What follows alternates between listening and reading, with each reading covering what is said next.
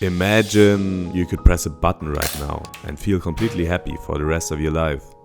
Would you do it? Sounds great, right? But something about that feels wrong. There's this strange kind of feeling we all know.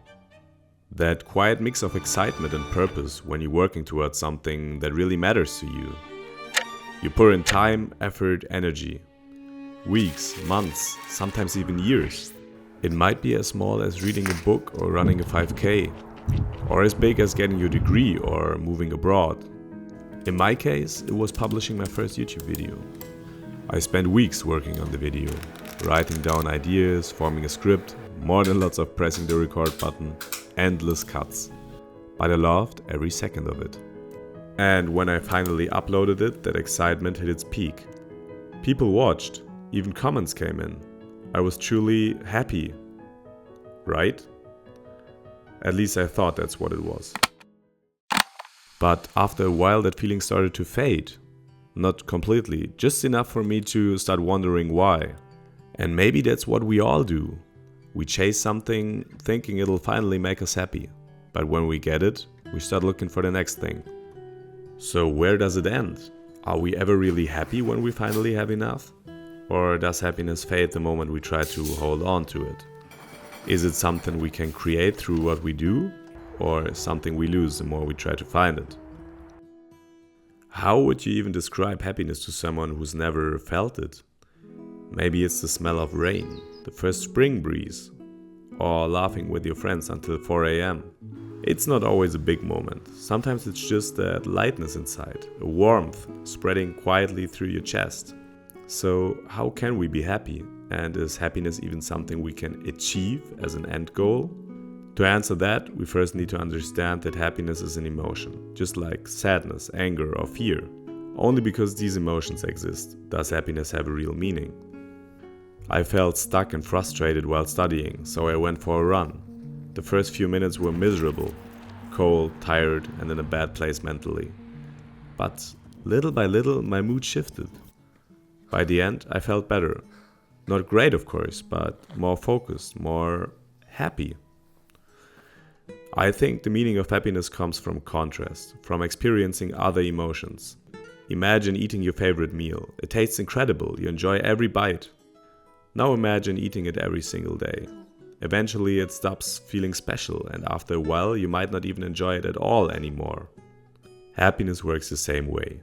Without the lows, the struggles, or the quiet frustrations, it wouldn't feel real.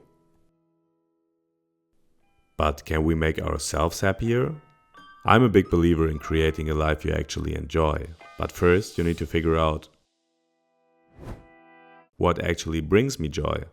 Maybe for you that's going out with friends every weekend or chasing adrenaline, traveling, bungee jumping, or other adventures.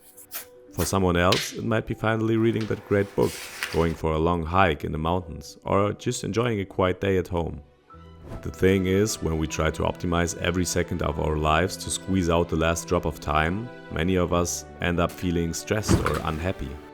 And don't get me wrong, I believe discipline and consistency often are key to getting ahead, but optimizing your life to perfection often leads to stress and burnout. It's all about balance. Imagine it's your birthday, but you got a bad message a few hours before. Everyone is celebrating and you think to yourself, you should be happy, but somehow you can't seem to find the right energy for it.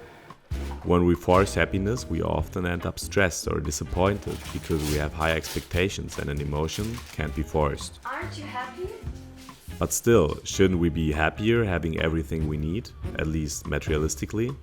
Maybe it isn't about owning things, but to fulfill the basic human needs. Apart from safety, shelter, and enough food, there is social connection. In wealthier countries, there's a growing sense of loneliness. We might have all the material things we need, but many of us lack meaningful social connections. Friends, family, a community. These are the things many people need, and studies show that loneliness can have a bigger impact on our happiness than money or possessions ever could. In our society, there's often an unspoken path that we're expected to follow. A certain career, routines, ways of living. Following this path doesn't make people unhappy, but it doesn't automatically make them happy either. So why would they preach something that they actually don't want for themselves? At the same time, there are gurus who motivate you to start your own business or do your own thing. Mindset is everything, bro. That's not wrong, but it's also not for everyone. So why not normalize letting people choose their own path in work, in life, or in how they spend their time, without judging or forcing anyone to follow a script? So, coming back to the start, should happiness be the end goal? I don't think it should. And honestly, I don't think it's really possible. One thing is for sure, we want to be happy all the time, but I'd say happiness is rather a byproduct of our life. The path we chose. We're often most excited or happy when we're working towards something, a bigger goal for life or smaller personal goals along the way. Don't worry about the things you can't change too much and focus on the things you actually can work on.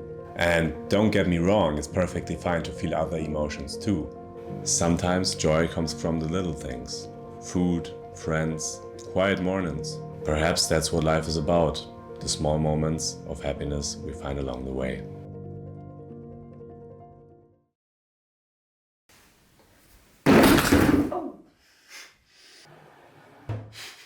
Who eats a muffin with a fork?